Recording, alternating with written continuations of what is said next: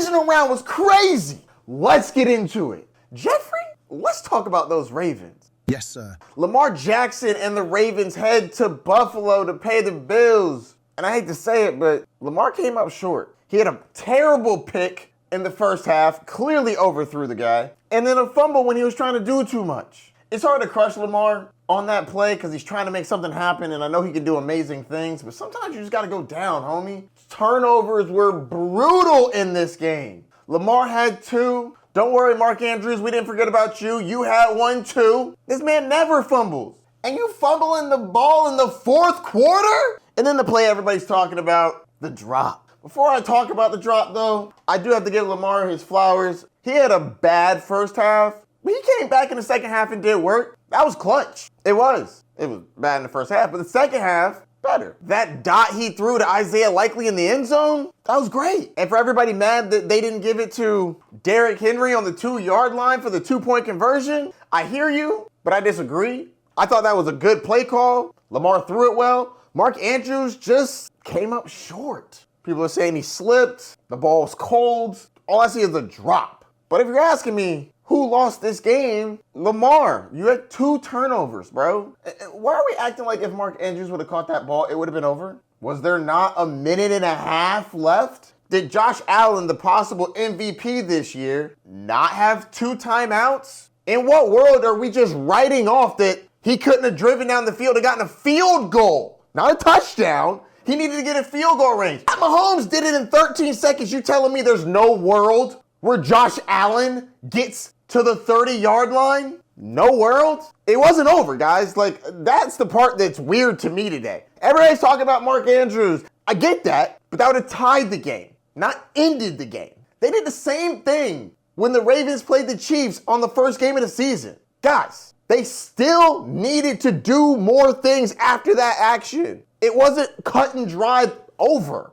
Josh Allen was in the MVP race for a reason. I think Mark Andrews deserves a good amount of blame for this, but if Lamar Jackson doesn't turn it over twice, they don't need that 2-point conversion. Also, side note, not the first 2-point conversion, they didn't get that game. They missed 2 2-point conversions this game. Let's talk about the winning side. It really came down to Bills didn't turn the ball over, Ravens did. Josh Allen had an okay game, only threw for 127 yards, but he did get 2 touchdowns on the ground. But the Ravens beat themselves. You think you're going to turn the ball over 3 times against the Chiefs and win? Bro, what are we talking about here? I thought the Ravens would win. Very happy they didn't. Pretty sure that helped me win my jersey bet. Let's get it! I'll be calling you soon, Austin. Got to figure out what jersey I'm going to get. I'll go into the jersey bet later. Still got some more games to get through. Shout out to the Bills. I can't wait to see y'all versus the Chiefs. It's going to be amazing. Maybe don't take your foot off the gas if you get a lead, though. That was weird. What are you doing? If you get up, double-digit points on the Chiefs, do not take your foot off the gas. You need to keep scoring. Y'all almost lost this game, Bills. If the Ravens weren't turning the ball over, they would have beat y'all. But they were. So congratulations.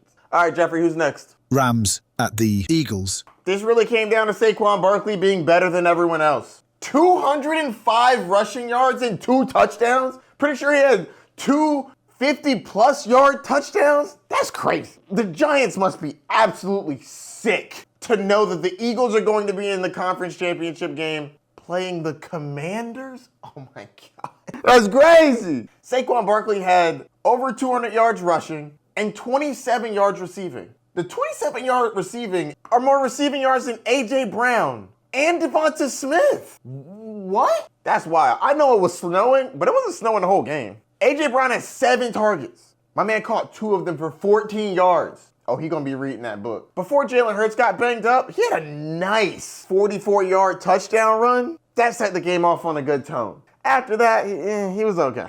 I mean, he looked banged up after he got hit. He was hit 7 times for a 63-yard loss. I hope he's healthy, because even after he was banged up, they were still asking him to be more mobile than you would expect a banged up quarterback to be. Probably led to the safety. On the other side, Matthew Stafford played okay. 324 yards, 2 touchdowns. He wasn't great, but he also didn't lose them the game. But the fumbles, man. I keep talking about Mark Andrews. Matthew Stafford, fumble. Kyron Williams, fumble. Apparently Cooper Kupp might actually just be getting old at this point. 61 yards. I expected more from you, homie. Puka Nacua did his thing, though. 97 receiving yards. Other than the fumble, Kyron Williams was pretty good. Over 100 rushing yards. But I'm noticing a trend of turnovers. You can't turn the ball over 2 times when the other team's more talented than you are. And I mean, to be honest with you, it was really just Saquon Barkley, man. Saquon Barkley won in this game. 2 ball-in plays. Incredible rushing touchdowns. Saquon Barkley, I mean, I honestly don't know what more I can say about you, homie. I am so happy I have Saquon Barkley on my dynasty team, trading for him. I traded for him in week 4. One of my best trades. Please stay healthy. All right, Jeffrey, what's next? Commanders at the Lions. Talk about an upset and an epic collapse. Let's start with the collapse. Jared Goff may have thrown for over 300 yards, but man, those turnovers hurt. Jared Goff had 3 interceptions and a fumble. He was overthrowing receivers, underthrowing receivers, dropping the ball. I mean, even Jamison Williams threw a pick. There's turnovers left and right in this game. You're not going to turn the ball over 5 times and still win a game. On a positive note, though, Jahmyr Gibbs is that dude. Unbelievable. 175 total yards and 2 of them things. David Montgomery made it back, but he wasn't really effective. I'm honestly just happy he's healthy. To Goff's credit, he did throw a nice touchdown pass to Sam Laporta, but again, turnovers really overshadow a lot of that. Let's go over to the winning side, though. Jayden Daniels, oh my God. I think you're the truth. Almost 300 yards passing, 2 touchdowns. Also add another 51 with your legs. Brian Robinson came through in the clutch, gave you 2 touchdowns. Heck, even Austin Eckler looked pretty good. Terry McLaurin had a beautiful touchdown where he was breaking through tackles, outrunning people, 58-yard touchdown. Let's get it. They dropped 45 on him. Looks like that defense showed its injuries, or so it may seem. But a lot of that comes down to turnovers. It was a pick 6 plus 4 other turnovers. How do you turn the ball over 5 times?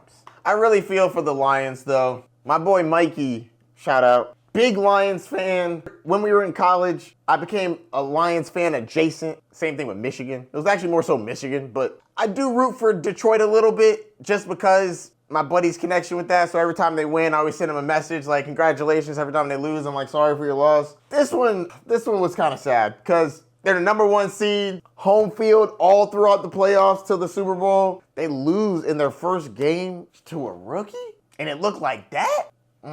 Everybody on that team wasn't bad, though. Amon-Ra St. Brown did his thing. Sam Laporta had a nasty one-handed catch for a touchdown. But in the end, it wasn't good enough to take down the rook, Jayden Daniels. Wow, what a rookie year. And now the Lions are losing their offensive coordinator to a division rival. Oh my gosh. Ben Johnson is leaving the Lions, stay in division, to go to Caleb Williams and the Chicago Bears. The Bears. I'm really curious to see how he turns around Caleb Williams and the Bears. I think this should be very interesting on both sides of this. Both how the Bears do and how this affects the Lions. He's been great for the Lions. Will the Lions take a step back? Will the Bears take a step forward? Stay tuned. This should get interesting. Love him. It's crazy when people leave and stay in division. Kind of like Saquon Barkley. All right, Jeffrey, what's next? Texans at the Chiefs. The Kansas City Chiefs take down the Houston Texans. And though everybody thought that the Chiefs would win, all they're talking about is the refs. I mean, I get it.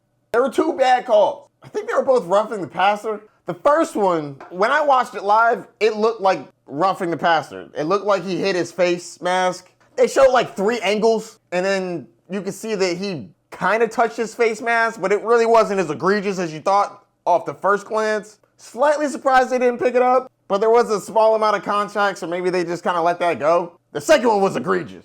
I'll hear you out for the first one, but that second one was outrageous. Quarterbacks cannot slide that late and get that call. You're a runner. You see these runners get lit up? He didn't really get lit up. It looked kind of like he got lit up, but they hit each other. Those were bad calls.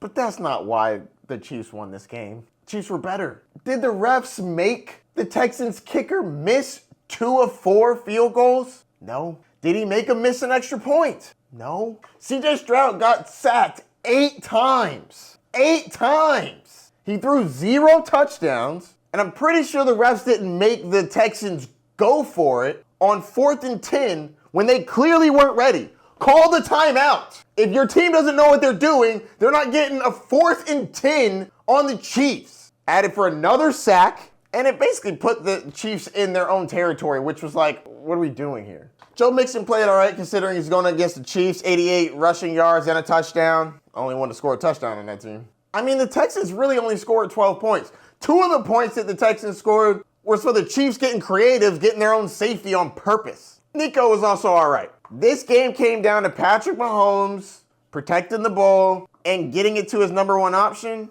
Travis Kelce. This man is an absolute beast. 7 for 117 and a touchdown. I thought he was old. I thought he was washed. Where y'all at now? I've been telling people not to sleep on these Chiefs, man. They just turn it on. Also, getting Kareem Hunt back was wild. Isaiah Pacheco still looks like he's getting his footing underneath him. He went 5 for 18. That's not good. Kareem Hunt added a little bit of juice, and he's kind of a big boy now. Gave him a couple good runs and a touchdown. At the end of the day, I expected the Chiefs to win, but I thought the Texans would keep it a little closer. It did look like they missed Stephon Diggs a bit, as well as Tank Dell. They're up here throwing it to Hutchinson and Joe Mechie. Proud of Houston for making it to the second round. A lot of people didn't think they'd get there, including myself. But now it's back to the Arrowhead Invitational, where the Chiefs will be hosting the Buffalo Bills. And the Washington Commanders head to Philadelphia to play the Eagles. What a turn of events. I cannot wait for these conference championship games. I'm sure you can't either. Let me know what you think about the breakdown down below. I went 50-50 against the spread and 3 out of 4 on money line. How did you do? Is your team still in it? Mine's not, but I am kind of rooting for the Chiefs. I like a 3-peat. Plus, I got Patrick Mahomes on my dynasty team, and I root for my squad. I also have Saquon, so that could be interesting. And happy Martin Luther King Day. I hope you enjoyed it just as much as I did. That's gonna do it. Don't forget to like, subscribe, and hit that notification bell down below. If you have any questions, hit me up. If your team's still in it, good luck. And whoever you're rooting for, hope they get that dub. Talk to you soon, Bay Nation. Peace.